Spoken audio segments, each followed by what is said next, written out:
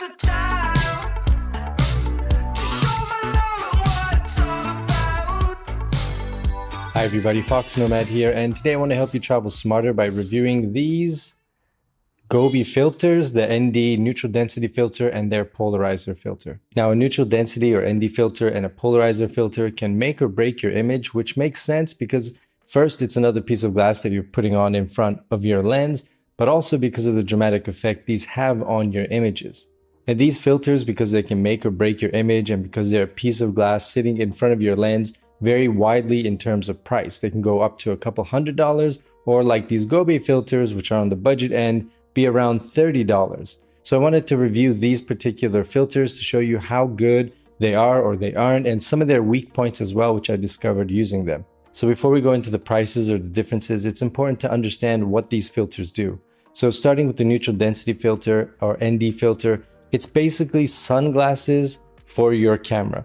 Essentially, there's only a couple ways you can control light in your lens. Obviously, you can control the lighting if you're indoors, but also you've got your aperture, which is essentially this little hole in the front of your lens, which can get bigger or smaller, which allows more light or less light to get in. You've also got ISO, which if you change it will look like this, for example. And that basically changes the sensitivity of the sensor in your camera. And you've also got shutter speed, which is essentially how long the light hitting the sensor is going to be recorded. I shoot mostly videos, so my shutter speed is always going to be double of my frame rate, which is 30 frames per second. So the shutter speed is 60. Otherwise, you can get some unnatural motion like this. So let me see if I can change that. So if I change my shutter speed, it's getting faster.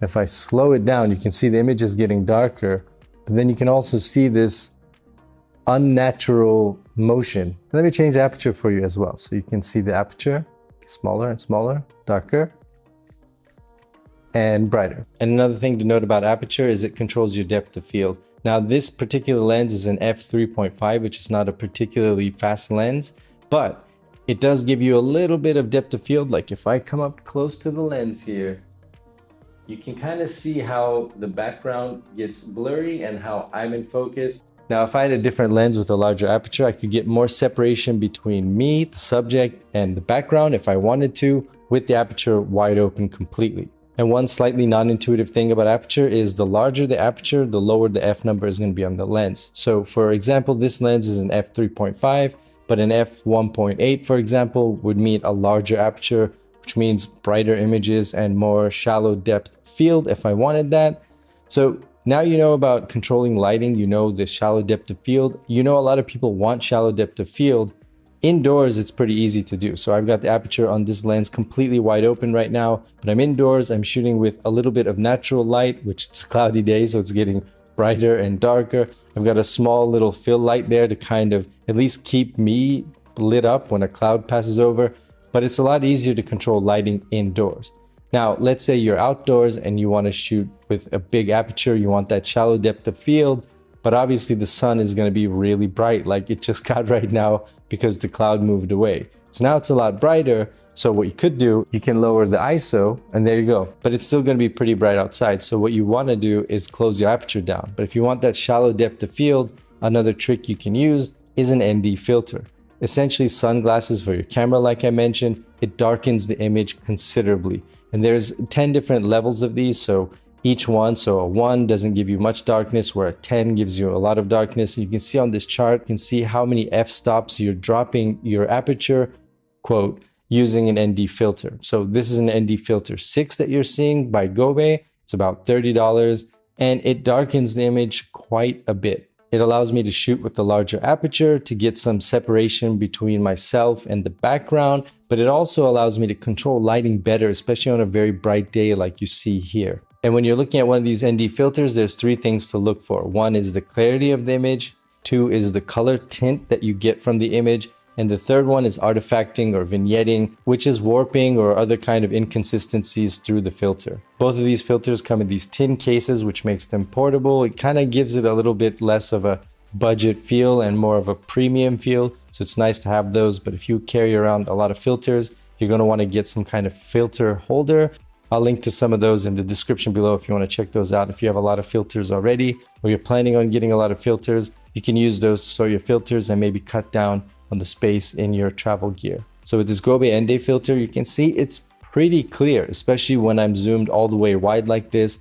It's really hard to see any kind of blurring or anything around the images. When you zoom in though, you do get a little bit, you can kind of see here where the filter is causing a little bit of this sort of bubbling effect around the subject. That's when I'm zoomed all the way in. It's important to note that this is a variable aperture lens. So when I zoom all the way in, the aperture is going to get higher. But still, when you're zoomed in, you can see this little bit of blur when you're zoomed in on a subject. And when you zoom out wide to the image, it's still there. It's just not quite as noticeable. As far as color tinting, it's pretty neutral, I would say, as far as how much it changes the color, but it gives it a little bit of a blue tint. So images will get a little bit of a blue tint. That's something to note when you're editing and when you're filming. You're going to get this slightly blue tint to all of your images.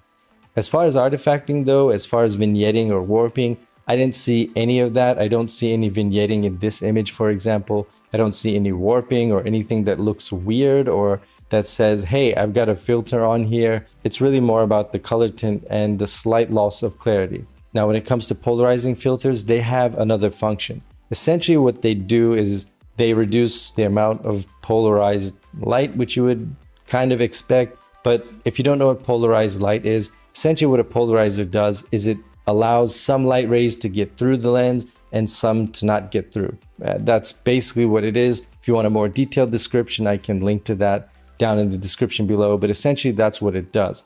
And when you remove polarized light, especially when you're outdoors in sunny conditions, it's going to make your skies a little bit bluer. You're going to be able to get more color out of skies, and I'm using blue skies as sort of a default example because that's the most common use of a polarizing filter. So you can see here, and it depends on your angle to the sun. You want to be at about a 90-degree angle to the sun. But when you're using a polarizer, you can see here how I'm able to control a little bit of the color in the sky and get a little bit more of a bluer color to my image. So if you're outside and you're shooting at noon, for example, and it's kind of washed out, the sky is just sort of bright and it's not very colorful, then a polarizing filter can help you. You screw on a polarizing filter to your lens like you would an ND filter or any other filter. You put that on your lens and it's got this other ring around it which you can rotate, which will allow you to change the angle of the polarized light so you can kind of play with it to get different colors. Pro tip though, you want to rotate the polarizer in the direction that it screws on, which is to the right. Otherwise, if you turn your polarizer when you're adjusting it to the left, you can potentially unscrew it off your lens and either have it stuck in your hand or worst case scenario, it just drops right off the lens and you break it. So just always rotate with the direction that you screw the filter on, which is to the right. A polarizing filter is really good as well on metallic surfaces and kind of reflective surfaces like glass. So if you shoot a lot of product shots or you do a lot of tech videos, you can see how I'm able to, with this phone, kind of reduce the glare and get more of the color, which is what I want. I don't want the glare showing up. I want to get more of the product. And with an iPhone like this, for example, which has a glass back, it can be difficult with reflective surfaces. So a polarizer can really help you there. In short, a polarizer is really good in situations where you've got very bright sunlight, where you've got reflective surfaces, like if you're shooting cars, for example, or metallic objects, and with glass. So if somebody is sitting behind glass or in front of glass, or you've got a product that's encased in glass, a polarizing filter can help a lot. As far as the Gobe polarizing filter, it does a decent job of reducing the polarized light. It's pretty good. I'd say it's very decent in that regard. It's pretty clear as well. So the clarity of this filter is pretty good. I'd say it's not top notch. It's not great, but it's pretty good, especially when you consider the price. There's no warping or artifacting. And as far as color tint, there's really not much of one added there. You can see the raw footage and see what it looks like here. So now that you've seen both of these Gobe filters, are they worth your money? Is it worth buying them, or do you want to maybe go with something more premium? And the answer is it really depends on your use case and the quality that you want. If you're not going to be using these all the time, it doesn't make sense to get a couple $100 filter lens. But if you're somebody who does a lot of outdoor shooting, if you shoot a lot of cars, if you do a lot of tech videos where there's a lot of reflective surfaces, a polarizing filter can help you a lot. An ND filter can help you a lot outdoors, depending on the type of shooting you want to do, but it gives you a lot of versatility. If that's more of the type of photography or videography that you're doing, or you're just somebody who wants exceptional quality with all of your camera gear, then you're probably going to want to go for some of the higher quality filters that you can get. Those are a couple $100 usually in that price range, but they may be worth it for you if you're going to be putting that in front of your lens all the time. It's basically another part of your lens at that point, and we all know that you shouldn't skimp on your lenses whenever possible. But if you're new with filters or you want to play around with them before you go into pro mode, then these Gobe are a very capable set of budget filters. Let me know if you want me to do a video on some of those higher end options down in the comments below, and hit the subscribe button so you don't miss any upcoming videos. Thanks very much for watching. I hope this has been helpful for you, and I'll see you in the next video.